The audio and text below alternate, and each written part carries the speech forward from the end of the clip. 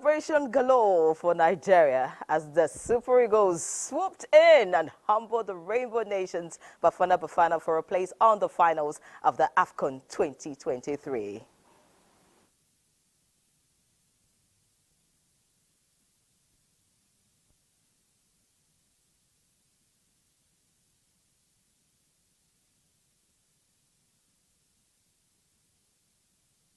I think it's a gong.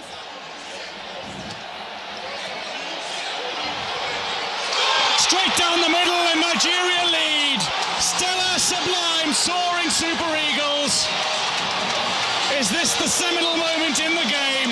Nigerian hero in the 90th minute. Mokwena strikes firm, he strikes true, and he strikes through the heart of Nigeria. Back on level terms in Buake. It's 1-1 in the 90th minute. And are we set? With those beautiful goals, here's a warm welcome to our midweek delight. We're locked, loaded, and ready to deliver the goodies prepared by our correspondents from locations across the nooks and crannies of the country. Now to the business of the day. We bring you fresh stories of interest and occurrence from unique perspectives to spice up your evening. And of course, away from AFCON, a quick rundown on other key items as we lift up different strokes as Abuja Township infrastructural facelift enters higher gear.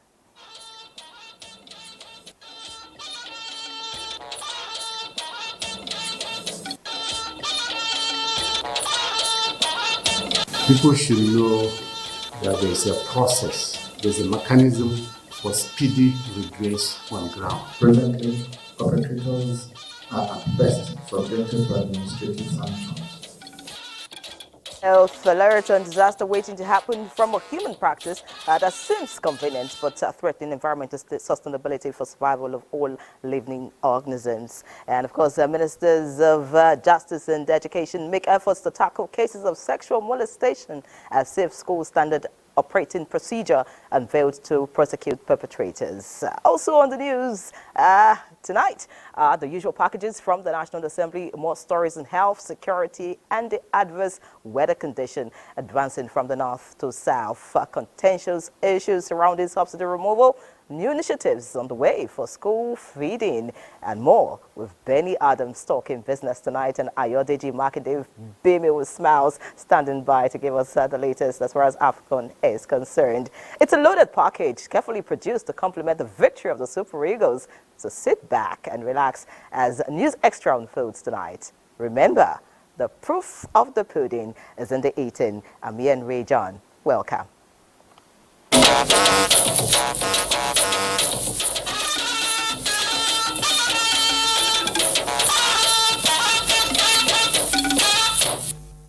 All right, we'll begin with the outcome of the just concluded match between the Super Eagles of Nigeria and Bafana of South Africa.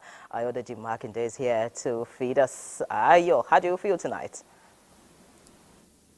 I feel extremely happy and so proud to be in Nigeria this time around because for the first time in 10 years, we're through 11 years actually, 2013, we're through to the final of the Africa Cup of Nations. So let's celebrate Nigeria, but we still have one more step to go. Let's start by telling you that we are through, of course, to the final of the Africa Cup of Nations after we beat South Africa Bafana 4-2 via penalties after regulation scoreline stood at 1-1. Remember that Nigeria took the lead in the 67th minute when Motobi Mvala brought down Victor Osimhen. And guess what? It was the captain of the night, talking about William Trust Ekong, who stepped up and coolly converted to beat goalkeeper Ronwen Williams. Victor Osimhen, though, thought he had doubled the lead for Nigeria in the 85th minute, but that was overturned by the video assistant referee, which later awarded a penalty to South Africa, converted by Teboho Mokwena in the 90th minute to end regulation and extra times at 1-1.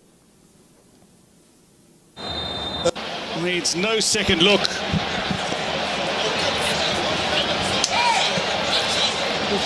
I think it's a gong.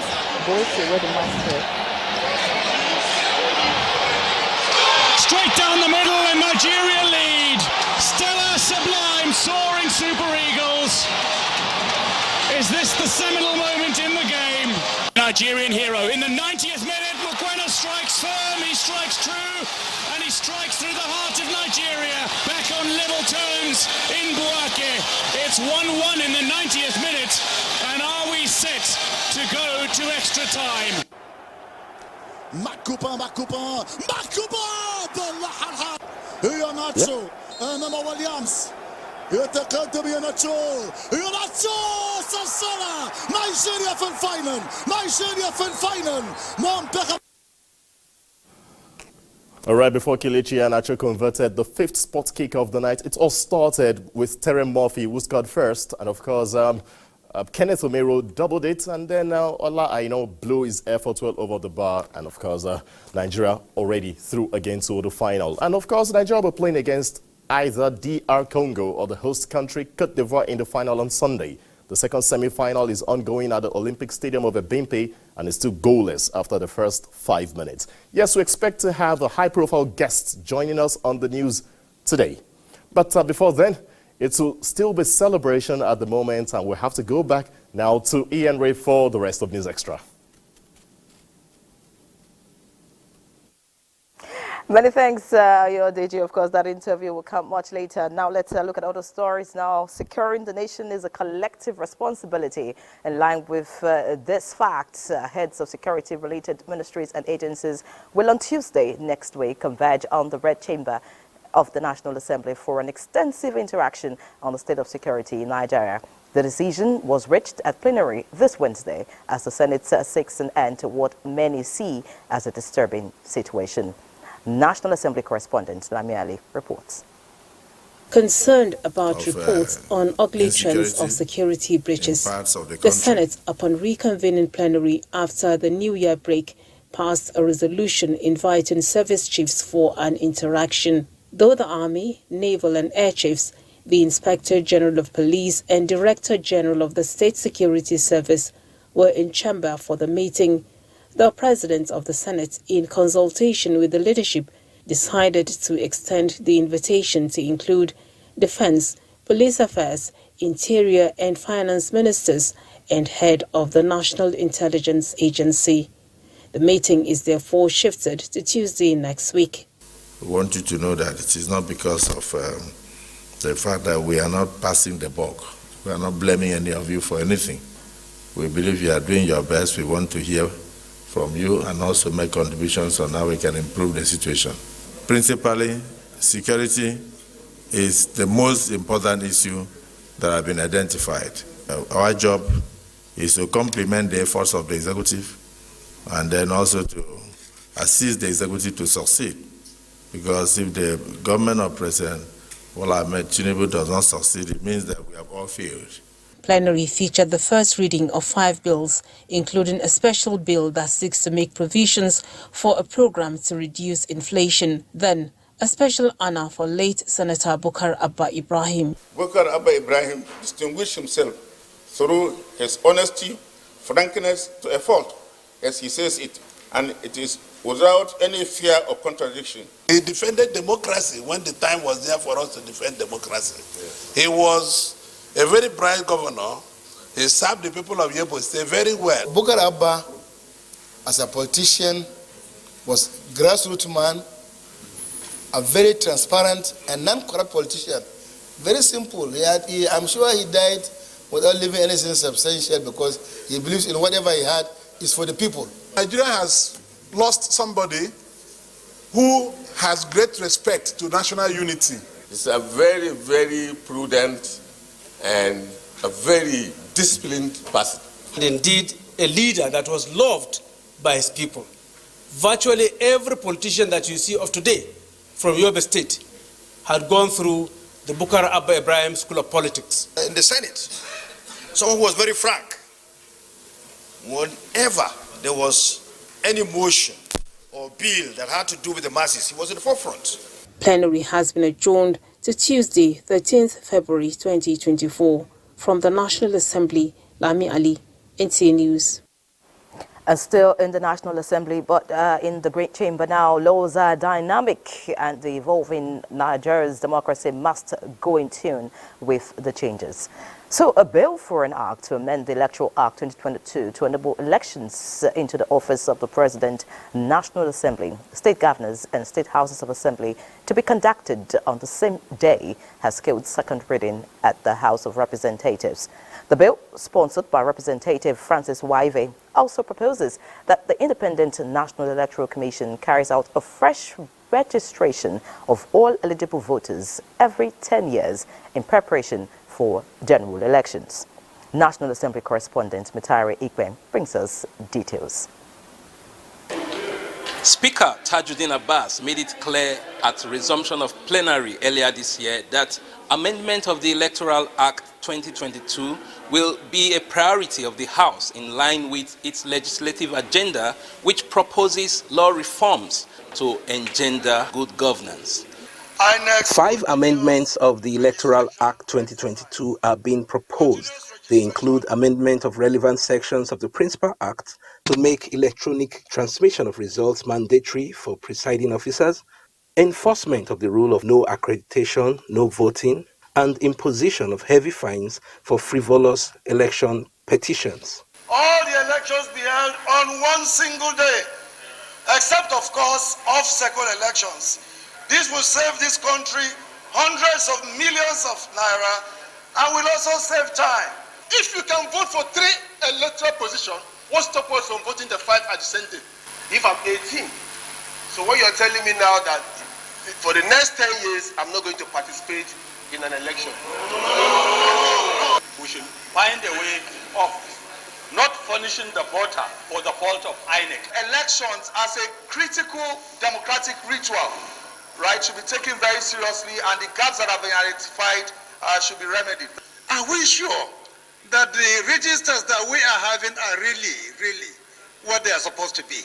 Another bill seeking the establishment of Federal Vocational and Skills Acquisition College, Yankaba, Kano State, also passed second reading, while a motion seeking investigation of the basis for NAFDAC's ban on production of beverages in sachets was adopted. The ban on the production of the said beverages will cause more havoc and cause job losses to over 50% of workers in Nigeria. The House, in another resolution, is inviting the Minister of the Federal Capital Territory and heads of all security agencies to brief lawmakers on measures towards curbing insecurity in the nation's capital. The security agencies of government ought to urgently move to digitalize their operations to return the Federal Capital Territory to its safest haven. Meanwhile, Speaker Tajuddin Abbas is billed to address a World Press Conference on critical national issues on Thursday. From the National Assembly, Ienre, NTA News. Meanwhile, 18 federal lawmakers will soon join their colleagues in the National Assembly as INEC presents certificates of return to them after a successful outing at February 3rd rerun and by-elections. Mia Ogidi reports on the presentation and decisions by INEC for the suspended elections in some constituencies. 58. Bye-bye to by-elections in the 2023 general election cycle. And rerun almost ran it off, except 3 pending, which I will give you details later. INEC National Commissioners seated, just for one assignment. No speech, but to present certificates of return to winners from their zones. Ken came first as he supervised Ebonyi South senatorial poll. Victorious 3 senators and 15 House of Representative members having their certificates. Warm handshake, joy-filled lips glaring as they endorsed their pens on the acknowledgement note. For the 45 state lawmakers, the respective state resident electoral commissioners will schedule a date for the presentation of the certificates of return on or before the end of this week, that is before the 11th of February 2024. It is indeed a day of celebration for many, but for others, their fate is still hanging because INEC suspended elections in Kano, Enugu, and Akwa Ibom State, and that of inconclusive one in Taraba State. But after a review of the process in Akwa Ibom State, that is any federal constituency, the commission applied the principle of margin of lead. So the candidate was declared winner, certificate was also presented. But the elections in Taraba and Enugu State are to be conducted again on the 14th of February 2024. But that of Kano is still pending because of security issues. And the Commissioner of Police Kano State had an interview with me and gave some perspective to the security situation in the state. They wanted to cause mayhem, but the prompt intervention of the police and the combined agencies have prevented mass casualty in view of the election. With these elections almost coming to an end finally, attention will totally be shifted now to Edo and Ondo State, as the elections are scheduled for September and November this year. Mie Ogidi, NTA News. Indeed, bye-bye to by-elections in 2024. Many thanks, Mie. Looking at other stories now to strengthen collaboration between Nigeria and the United States on mining development. Both countries have formed a working group to work out modalities of a partnership. As a follow-up to a previous meeting in Abuja with the United States Deputy Chief of Mission, David Grain, the Minister of Solid Minerals Development, Dele Alake, led a Nigerian government delegation that met a delegation of the U.S. government on the sidelines of the ongoing Investing in Africa in Daba, Cape Town, South Africa conference. Dele Alake lauded U.S. interest in the mining sector, emphasizing that as Nigeria's long-standing ally, a new vista of collaboration for mining development will strengthen bilateral relations and translate to mutual benefits for both countries. Time for a break now. Please stay. Welcome back. As the world advances technologically, especially ICT, criminally minded persons are also refining ways to circumvent the cyberspace to perpetrate their criminal activities. It is in a quest to checkmate the criminally minded that the National Security Advisor, Nuhu Ribadu, and his UK counterparts, Sarah McIntosh, signed a memorandum of understanding to deepen the fight against cyber threats and other security challenges. Over now to our defense correspondent, Ismail Musa, for the details of this historic agreement. A convergence of high delegation of security architecture in Nigeria and from the United Kingdom at the Office of the National Security Advisor 2 years after it was inaugurated. While reviewing past commitments, the National Security Advisors of the United Kingdom and Nigeria say the dialogue is a decisive move to address security challenges and serves as a platform for constructive discussions on an array of contemporary security challenges confronting both nations and the international community. In an increasingly complex and interconnected world, the importance of robust multilateral cooperation and information sharing cannot be overstated. It is through forums such as this that we reaffirm our collective resolve to confront emerging threats, adapt to evolving security dynamics, and uphold the principle of democracy. Both countries also signed a memorandum of understanding to intensify efforts in combating crimes through intelligence sharing, counter-terrorism, and maritime security. We look forward to using this dialogue, to hearing about and sharing the lessons from your national security work and to sharing some of the lessons that we have learnt from ours. Every year is different, always there are new things to be trying and some work, some don't, and we have to learn and adapt. The first edition was held in 2022 in London, where several commitments were made on ways to strengthen collaborations in the area of defense cooperation, violent extremism, organized crime, and illicit financial flows, among others. The signing of the MOU is expected to further upscale the ongoing fight against counter-terrorism, cyber threat, and other trans-border crime. From the Office of the National Security Advisor in Abuja, Ismail Musa, NTA News. Similarly, the Minister of State for Defense, Dr. Bello Mohammed Metawale, says Nigeria is exploring latest technologies to combat insecurity. The minister made a remark when he led Nigeria's delegation to the second edition of the World Defense Exhibition, which commenced from 4th of February 2024 in Riyadh, Kingdom of Saudi Arabia. The minister further said Nigeria's objective of participating in the event is to explore latest technologies and military hardware that would eventually be acquired for the country, as well as create ways to collaborating with key defense stakeholders, leaders and companies to enhance the nation's security structure in line with President Bola Tinubu's agenda on security. The Nigerian delegation to the exhibition comprises Permanent Secretary, Ministry of Defense, Dr. Ibrahim Abubakar Kana, Chief of Defense Staff, General Christopher Musa, Director General, Defense Industries Corporation of Nigeria, Major General Effiong Edet, and exhibitors from Nigeria. Still talking security, we all know that fighting insecurity is the job for all. Hence the slogan, see something, say something, coined in the US, but used by security agencies, particularly the Nigerian police, as a campaign strategy to encourage everyone to be involved in the fight against insecurity by reporting any suspicious activity around them to security agents. Worrisome, however, is the fact that most people are still reluctant to report security threats or unusual happenings around them. Kingsley Amadiri found out from some residents of Port Harcourt that the apathy to this is so great that some jokingly say, if you say something, you will see something. Let's find out more from Kingsley. Security infractions are common features that come with urbanization and growing population across cities. Insecurity is partly attributable to inadequate employment for citizens, with some resorting to unlawful means to make a living. If people are empowered and jobs are created, government make policies that will attract investors, and everybody that needs a job gets a job to work. I think it will help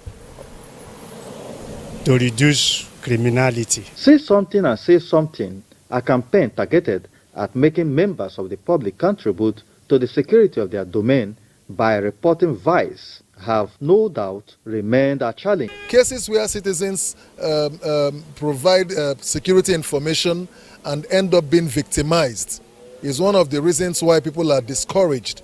To these legal practitioners, not many are willing to say something when the crime is committed for fear of being victimized. This distress affects justice administration. You need facilities to be put in place to enable you to check issues of insecurity.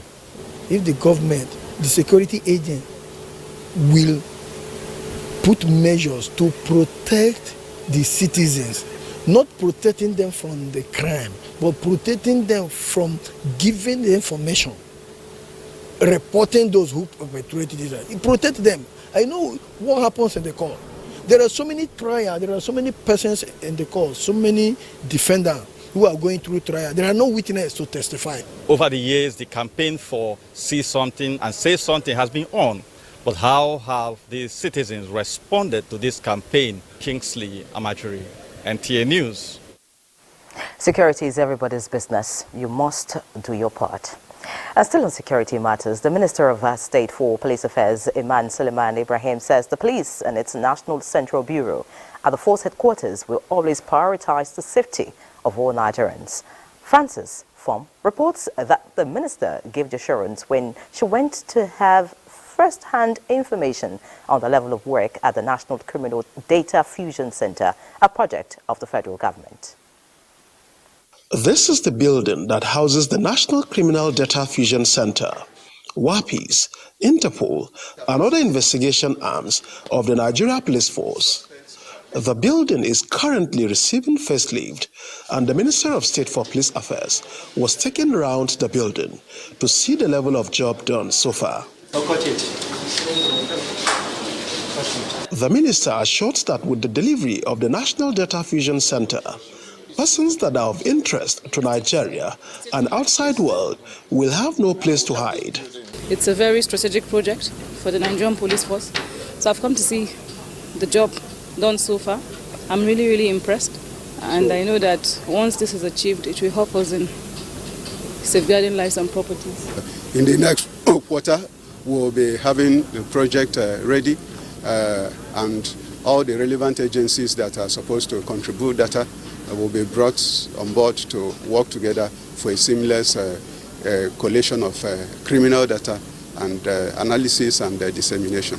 The visit was an opportunity for the minister to encourage officers and men at the National Central Bureau to keep the good work going. In another development, The Ministry of Police Affairs has pointed out that the Central Motor Registry was designed to ensure the protection of Nigerians by the Nigeria Police Force from criminals and challenges of stolen vehicles. This was at a stakeholders' conference on improving internally generated revenue. Police force is about security. Police force is about safety. And police force is not about making money. But you have within your midst so many activities that can generate revenue to keep you moving without going back. The permanent secretary noted that the conference will enable participants to explore ways of imbibing the culture of professionalism and accountability in the revenue generation activities. Francis from NTA News. Away from security issues now, fuel subsidy in Nigeria, a product of social contract after the oil price shocks of the early 1970s, had subsisted for decades. Now the question is, has it really gone or not? The federal government's decision to suspend further fuel price increase despite rising global crude prices is seen by industry players as an attempt to mitigate the impact of soaring inflation. Ironically, this has led to concerns in some quarters as to whether subsidies really gone. Where does it leave free market posture and government's desire to spend more on developmental needs? Lydia Sampson will tell us more on this issue of the moment. Subsidy is gone.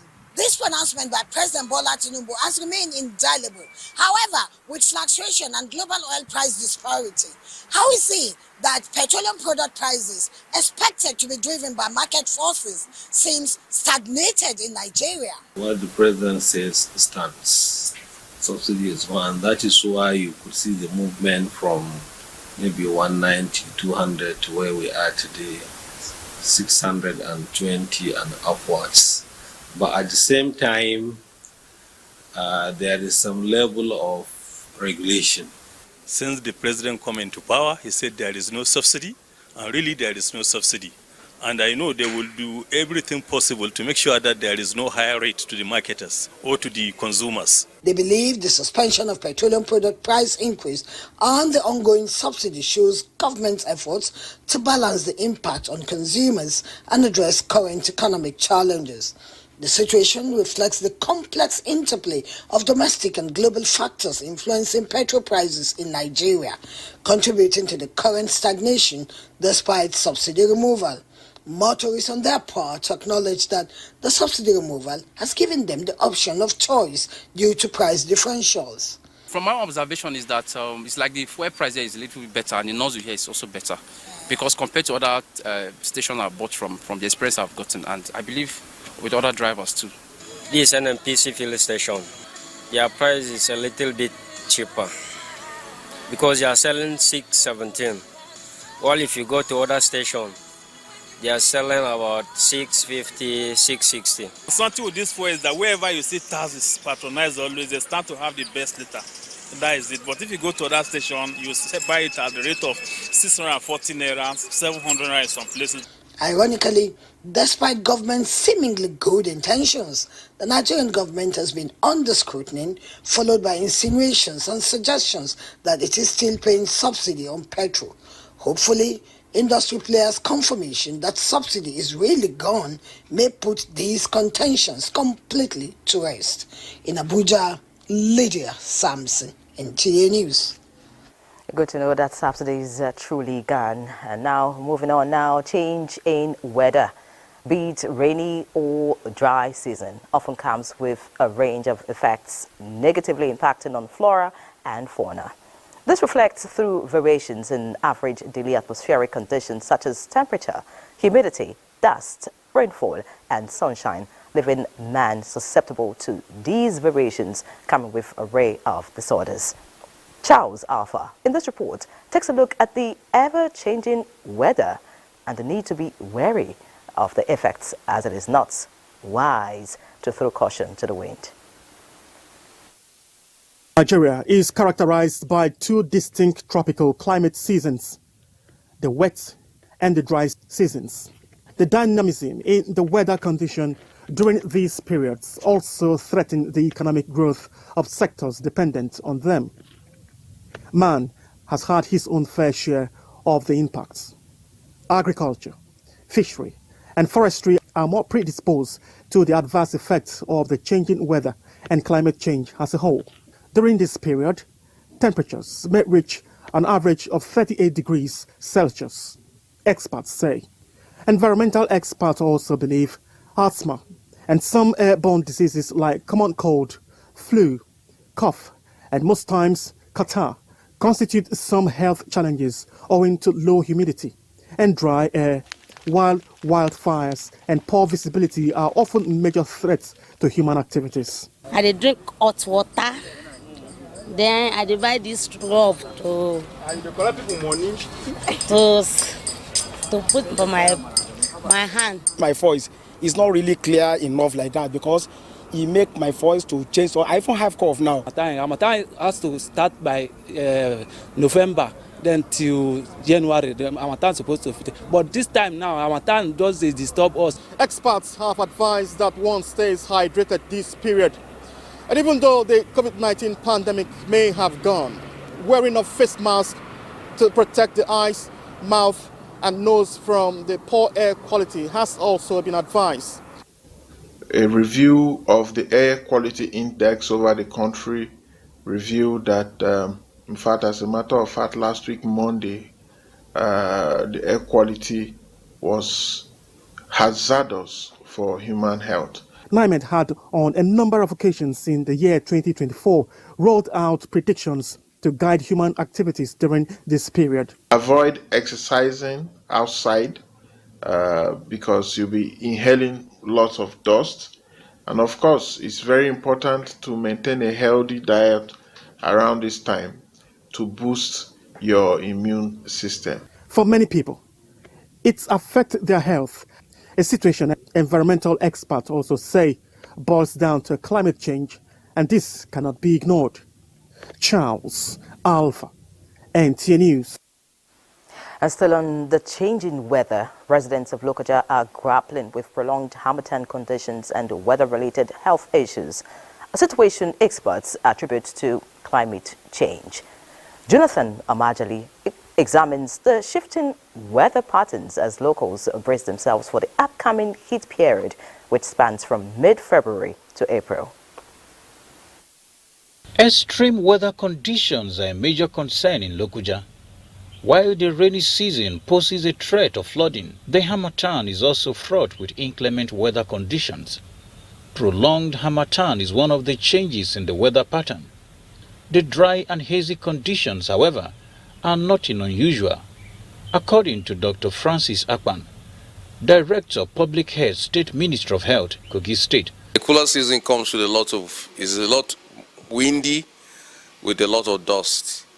And as you know from general geography, a lot of the dust is coming from the northern parts of the country across the Sahara Desert. So it's laden with a lot of bacteria, which we have noticed can lead to respiratory infections. The weather, to me, I like the way the weather is, because Lokoja condition is not waiting somebody who stay and say we will enjoy in the heat time. During the period leading up to the rainy season, between mid-February and April, Lokoja is expected to experience extreme heat conditions. There is an organism that usually thrives very well during that period, and it comes along with the dust. That is cerebrospinal meningitis. The Nigerian Meteorological Agency, NIMED, had earlier predicted dust haze from Tuesday to Thursday across the country. In Lokoja, Jonathan Omajali, NTA News. And still on the environment, gradually but steadily, desertification is one environmental phenomenon that is threatening socio-economic activities in the largely agrarian Kebbi state. Correspondent Usman Abdullahi Shehu in this report takes a look at the impact of desertification on Kebbi state and efforts to reduce the environmental hazard. Major environmental disaster affecting Kebbi state is desertification. It has encroached the landscape of the people, and at this hazy and windy weather, it comes with a heavy dust capable of blinding anyone. In fact, it is on record that Kebbi State has so far lost more than 21 forest reserves to desert encroachment. This is also the reason why previous administrations in the state have collaborated with the National Agency for Great Green Walls Initiative to facilitate planting of 1 million trees along with other affected states such as Kano, Katsina, Jigawa, Bauchi, Gombe, Adamawa, among others. We have seen the effect of the desertification because this year's weather has strong wind that we have not experienced before. We experience different difficulties every season. During rainy season, it is flooding.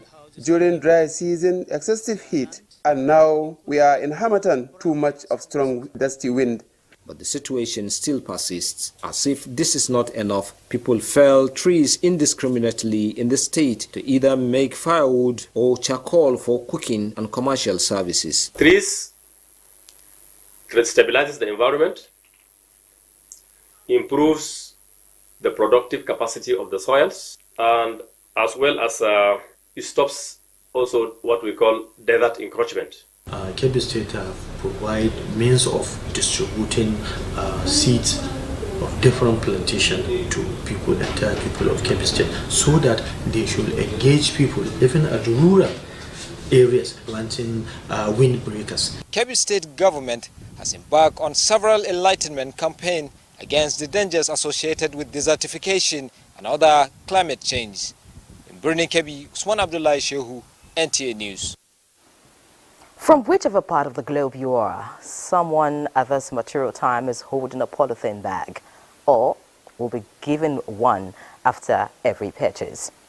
Although convenient to use, little consideration goes to how such is impacting negatively on the ecosystem, its inhabitants and animals in so many ways.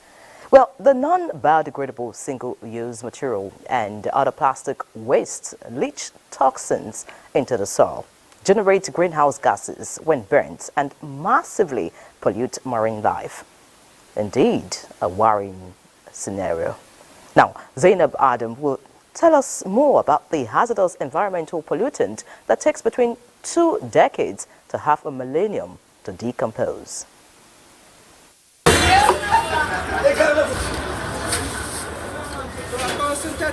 How do you dispose your nylon whenever you consume meat?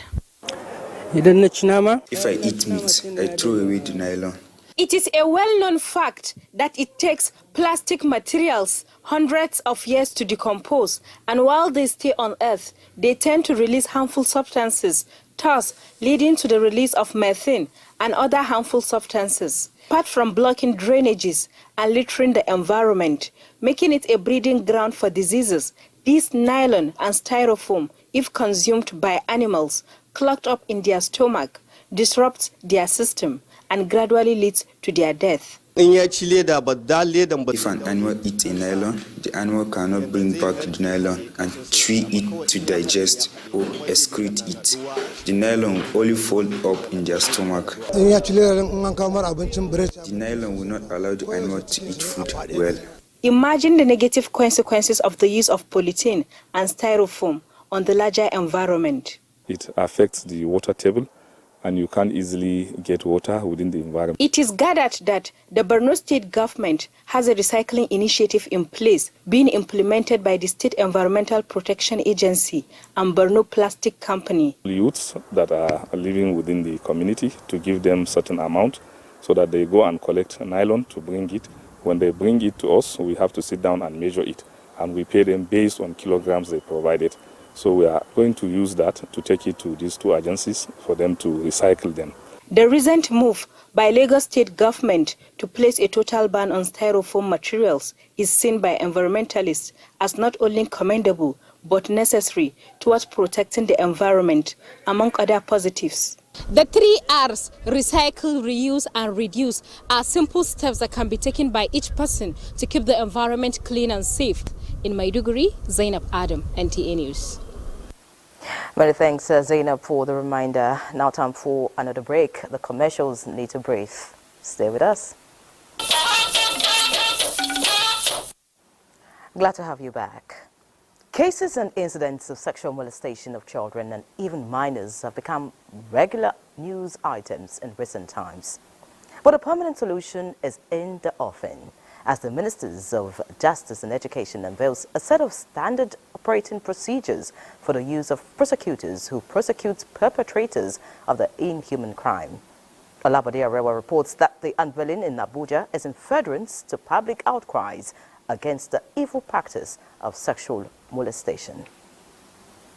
Every child that is born into the world expects to be treated humanely, particularly when under the care of adults, in the school or at play. But when such children are sexually molested, it leaves lasting physical and psychological scars on them. Now the Federal Ministry of Education and the Federal Ministry of Justice have formulated a set of standard operating procedures for those who are to prosecute the perpetrators of sexual molestation of children in the society. What we can do in the ministry is to ensure that for sensitization, because that is our preferred choice, that people should not do it at all. People should know that there's a process, there's a mechanism for speedy redress on ground. Presently, perpetrators are at best subjected to administrative sanctions, such as suspension or dismissal, and are rarely prosecuted for these heinous crimes. This is not enough. Thus, it is incumbent on us all as a society to confront this scourge head on. Going forward, the Ministers of Justice and Education believe that the game is now up with increased sensitization about the ills of the practice. Olabode Arewa, NTA News. With current efforts geared towards securing innovative financing to enhance investing in the Nigerian school feeding program through public-private partnership arrangement, critical actors say it is fundamental for early child development both at home and at school. Not only did they share this idea, reviewing the current status of school feeding programs across the country to provide practical solutions going forward was also advised. Charles Alpha brings us details. School feeding program, an initiative of the federal government, plays a pivotal role in promoting educational outcomes, addressing malnutrition and fostering socio-economic development. However, there are persistent challenges. Human interference, incorrect and inadequate data, and the need to automate the process were some of the reasons why partners such as the AUD and EPAD, the World Bank, UNICEF, UNESCO, ActionAid, the federal government, and other key partners are gathered here. The aim is to chart a path forward for enhanced and effective school feeding programs in Nigeria under the Public-Private Partnership Initiative. The President said we were going to feed 10 million children, and we are working with the data that we already have. Development partners too have been instrumental in gathering information. Stakeholders say good nutrition, early education and skills development can enhance a child's future. And the reason why this is very, very important is to ensure a very cost-effective, efficient and sustainable model. School feeding is very effective at keeping children in school where they then have the opportunities to learn. So Save the Children is making a commitment to work with the SSA on the school feeding program. We have a larger food program also in the communities. They also recommended the need for state governments' buy-in, maintain a strong monitoring and evaluation system through technology and innovative financing. Charles Alpha, NTA News. And away from education, let's now talk health, as the federal government remains committed to addressing and controlling the challenge of cancer in Nigeria through improved quality of care for patients. Minister of State for Health and Social Welfare, Dr. Tunji Alausa, at a ministerial briefing in Abuja, unveiled plans to advance and increase investments in the cancer prevention, diagnosis, treatment, and research. Olusheye Adiabo has details. Latest estimate of the global cancer burden for year 2022, a survey results from 115 countries by the World Health Organization show that most countries are lethargic in the fight against the disease. While cancer is still one of the leading causes of death worldwide, Nigeria's health authorities are speaking on several steps to address cancer challenges in the country, and the latest is the introduction of the human papillomavirus HPV vaccine for the primary prevention of cancer of the cervix and hepatitis immunization for the prevention of liver cancers. We have also provided the strategic guidance for National Health Insurance Agency to enroll all Nigerians, including cancer patients, into their health insurance. This will go a long way in reducing the cost of cancer care in the country. The Institute has commenced the process of improving, digitalizing and centralizing National Cancer Registry in Nigeria. There is a remarkable difference in cancer control in Nigeria. The political will that we have so long desired is very obvious now. We are also happy that cancer screening and treatment have been included in the priority intervention of the health sector renewal investment initiative. For development partners and other players in the fight against cancer, the situation of the disease across Africa is disheartening, but this renewed collaboration in Nigeria will indeed help close the cancer gap. In Abuja, Olusheye Adiagbo, NTA News.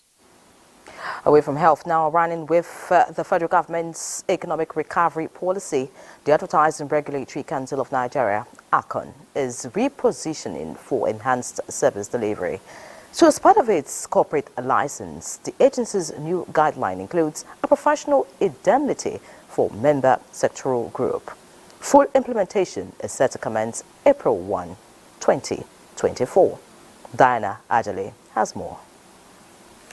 While efforts are being channeled towards reforms in all ramifications, the Director General, Advertising Regulatory Council of Nigeria, ALCON, said sanitizing the advertising industry in Nigeria to revert the negative trajectory linking the industry is imperative. He said there's an urgent need to replace the current capital structure and working capital requirement of the advertisement agency with the professional indemnity that is renewable annually. Regulatory guideline will be issued as soon as a position is taken on this. On the implementation of the 45 days credit threshold in the Nigerian advertising industry. Any organization that offer payment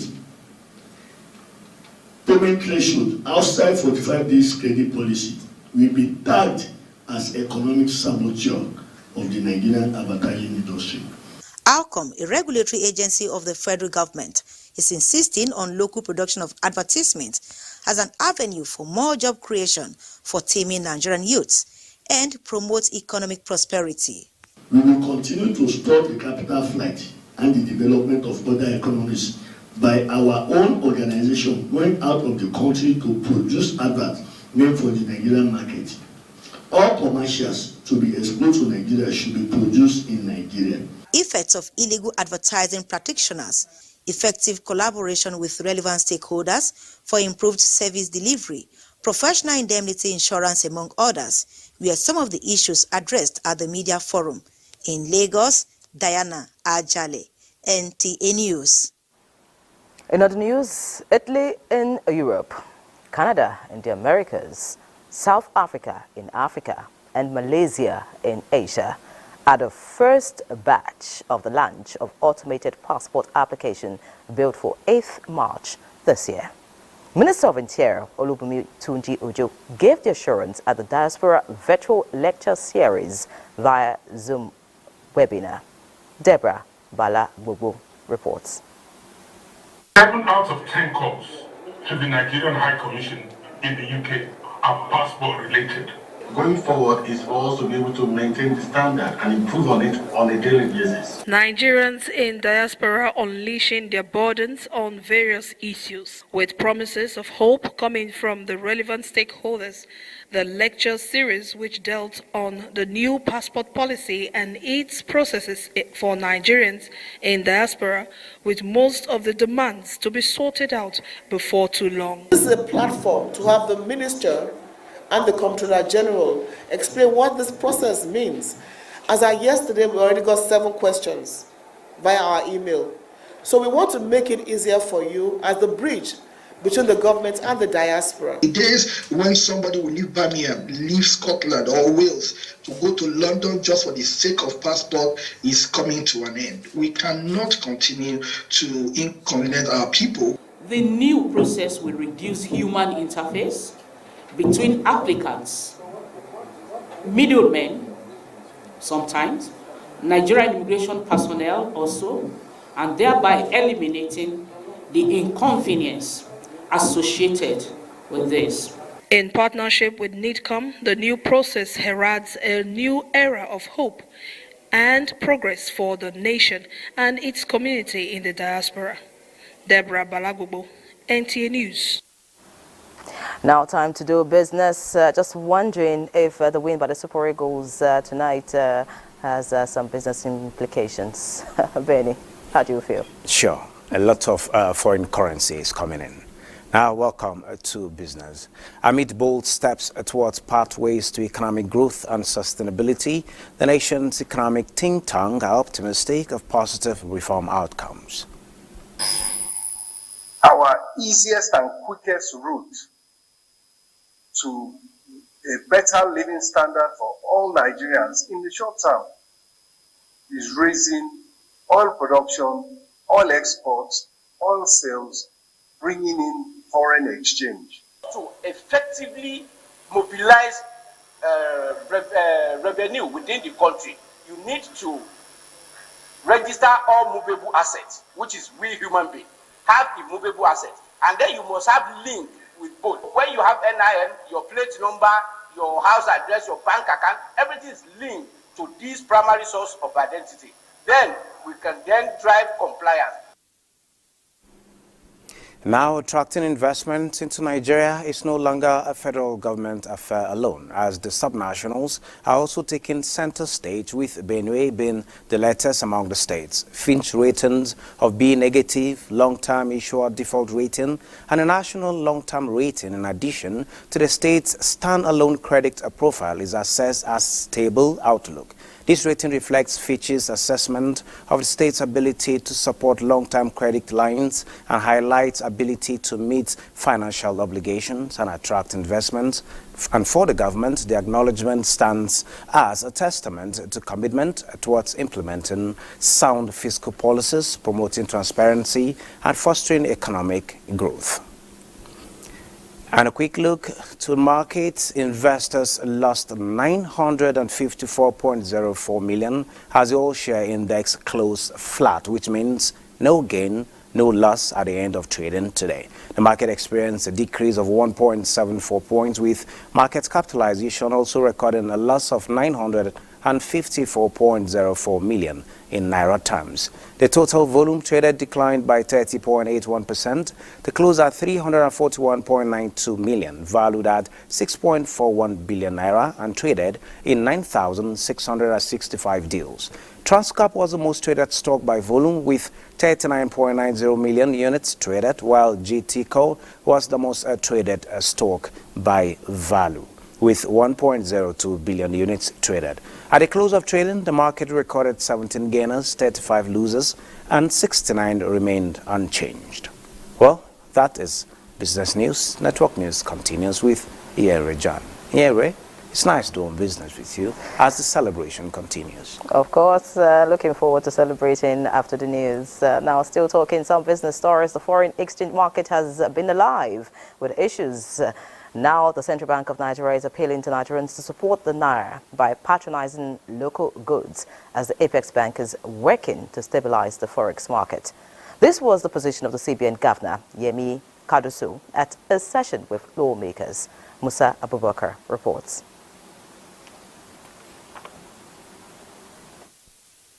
It's been a tough week for the Naira, But tough times don't last, as the central bank governor takes the stage to address lawmakers on the state of monetary policy reforms. Now at a turning point, and the bold reforms underway across different segments of the economy, though initially challenging, are aimed at addressing these challenges sustainably. While acknowledging that the foreign exchange market is facing intense pressure, Cardoso attributed the problem to speculative foreign exchange demand, inadequate forex supply due to non-remittance of crude oil earnings to the CBN, increased capital outflows, and excess liquidity from physical activities. The central bank governor expressed optimism that the federal government's forex reforms is on track to yield the desired impact. The central bank has rolled out certain policies to ease that.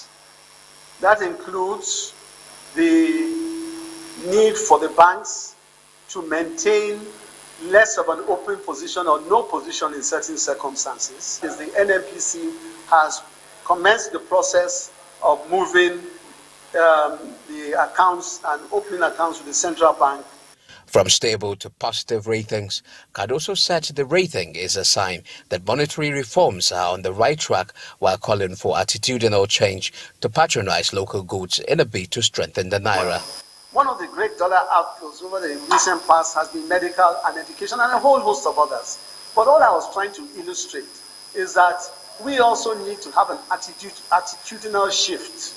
That attitudinal shift to start to benefit our local economy, whereby we buy locally and we patronize local production. The CBN governor assured lawmakers that liquidity is being addressed as portfolio investors are returning, saying that the apex banks will not hesitate to wield the stick on banks that fail to comply with the rules. In Abuja, I am Musa Abubakar, NTA News. Similarly, the World Bank continues to demonstrate its unwavering support for Nigeria's development priorities as the country takes critical steps towards economic reforms. The bank's Managing Director of Operations, Anna Bajed, reaffirmed this commitment upon her arrival to Nigeria on a two-day visit to strengthen the World Bank's engagement in critical areas of Nigeria's development agenda. We have about 30 projects under implementation here in Nigeria, and it's an opportunity for me to take stock of the progress and performance of our program and make sure that the World Bank provides all the support that it can as Nigeria embarks on reforms of its economy. And the World Bank has been part of that whole process, helping us in the energy sector, provision of electricity, helping us with the social sector, women, out-of-school girls, and so on and so forth. This government have delivered one of the most boldest budgets in Nigeria's history, in the sense that it is a budget that for the first time literally reduced deficit by over 40%. Another break is due. Please stay with us. Good to have you back. Street hawking in an informal economy might be perceived to be an acceptable norm. However, in an organized society, it is illegal and constitutes a social menace. Asabe Williams reports that in an organized society like the FCT, street hawking is one of the menaces the FCT administration is tackling headlong. Street hawking is unsafe and condemnable, mostly for children who defy government ban and heavy traffic to sell off their wares on some strategic roads.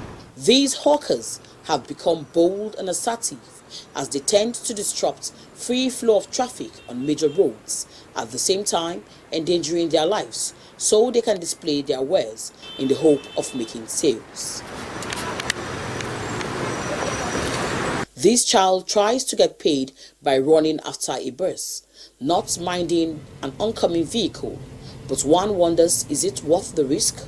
The Abuja Environmental Protection Board frowns at such, but have also not relented in tackling the menace. We noticed that about 2 or 3 weeks ago, and we are already strengthening our operations to deal with the issue.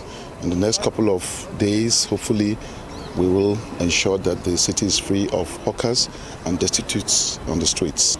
Based on the APB Act, number 10 of 1997, hawking is illegal, and whoever is caught is charged to court for prosecution.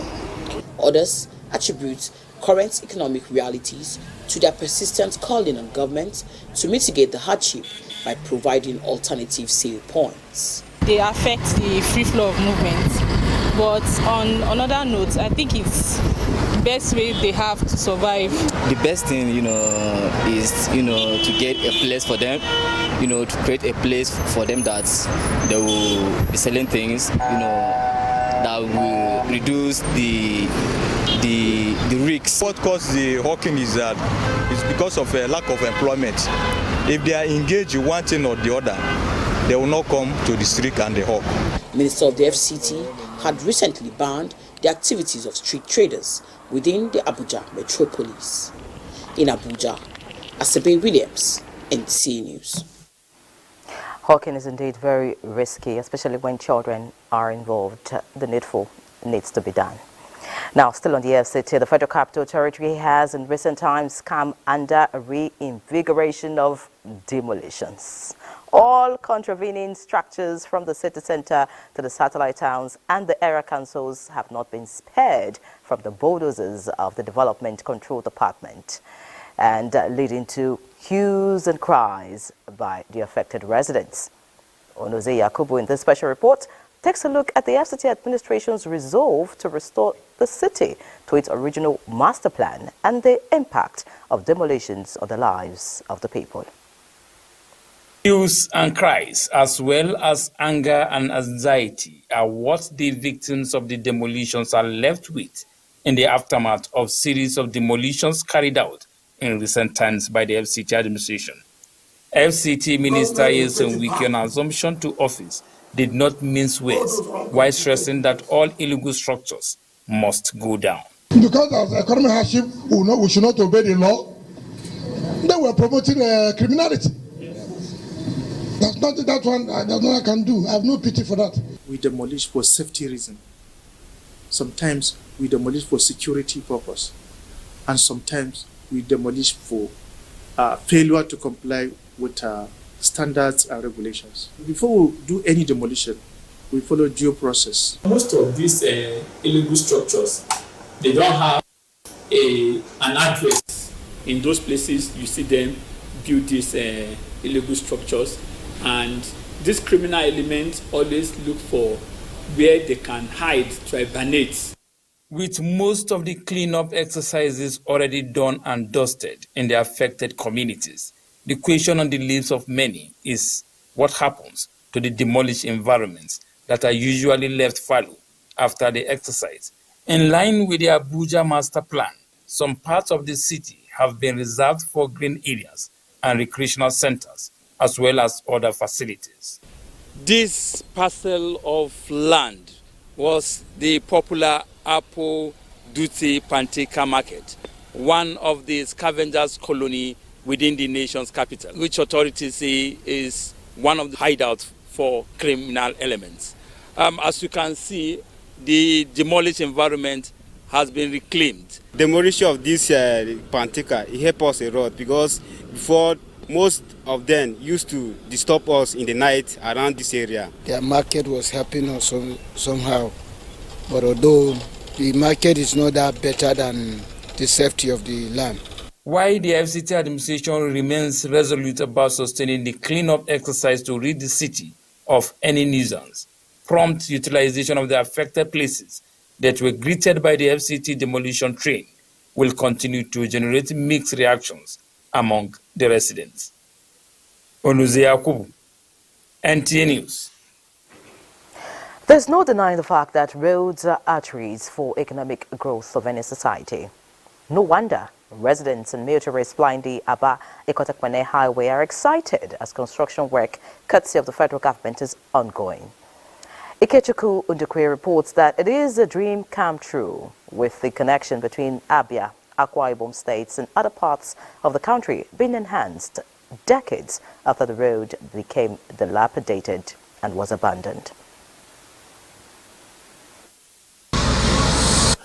21 kilometers of road from Opobo Junction, Laba, to Ikorekpene in Akwa Ibom State has been impassable for more than 20 years, even when there are no alternative means of transportation, either air or water, making the commercial city lose lots of businesses and tourists, as many who prefer to use alternative may have to spend more of their productive hours on the road instead of less than an hour if Aba Ikorekpene Highway were to be in good condition. I've seen a difference from this present government. They are trying, they are really trying.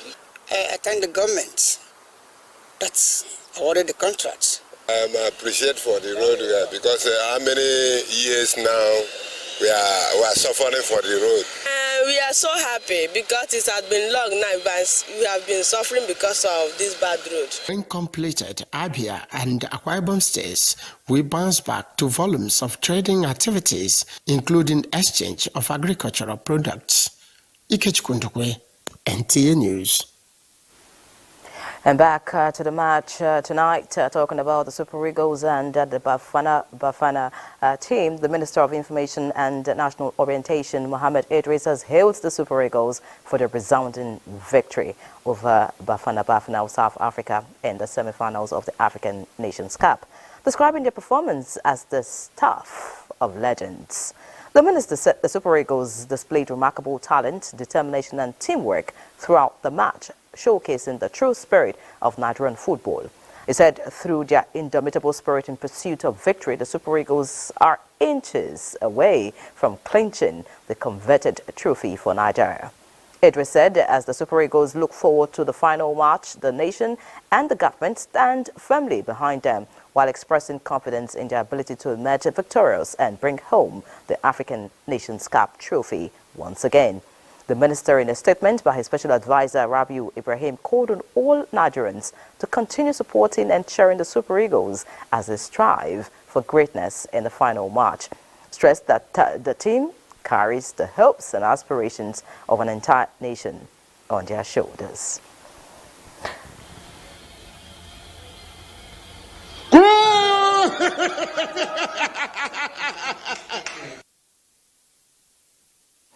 The Minister of Information there watching the match earlier this evening. Of course, it's victory for Nigerians. Nigeria's victory over South Africa continues to generate reactions from all spheres. Taboho Mokona's 90th minute goal leveled scores at 1-1 after William Thrust Ekong put Nigeria ahead in the 67th minute. Grant Kekana was sent off in the 115th minute for a foul on Terra Murphy, but the Eagles could not take the one-man advantage. Nigeria converted 4 of its 5 kicks, while goalkeeper Stanley Wambali was the hero, saving twice from the sport, the spark of celebration from Boake in Cote d'Ivoire to everywhere there is a Nigerian in the world.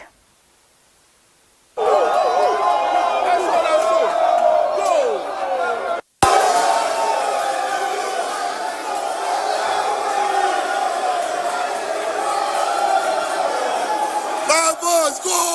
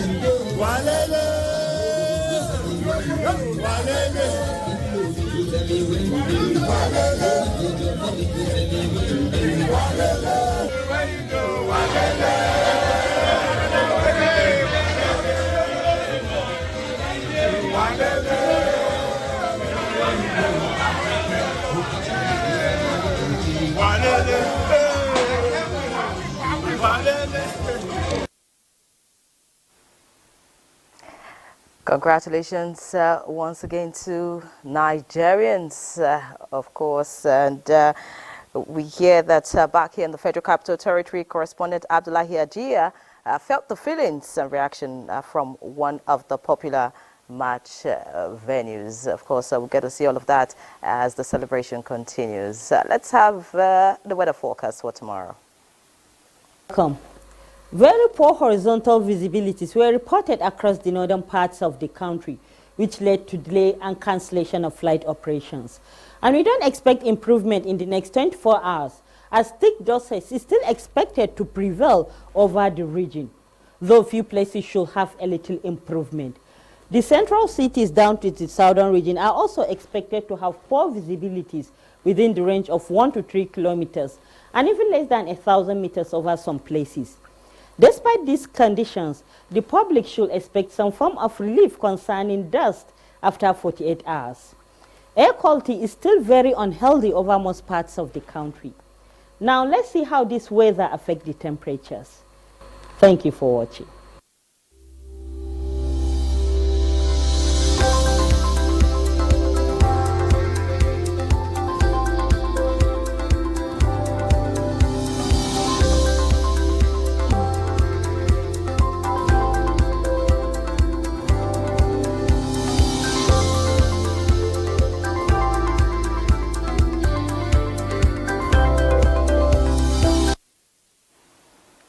All right, the weather outlook for Thursday wraps up News Extra tonight. Just know that just like the Super Eagles, you too can fly.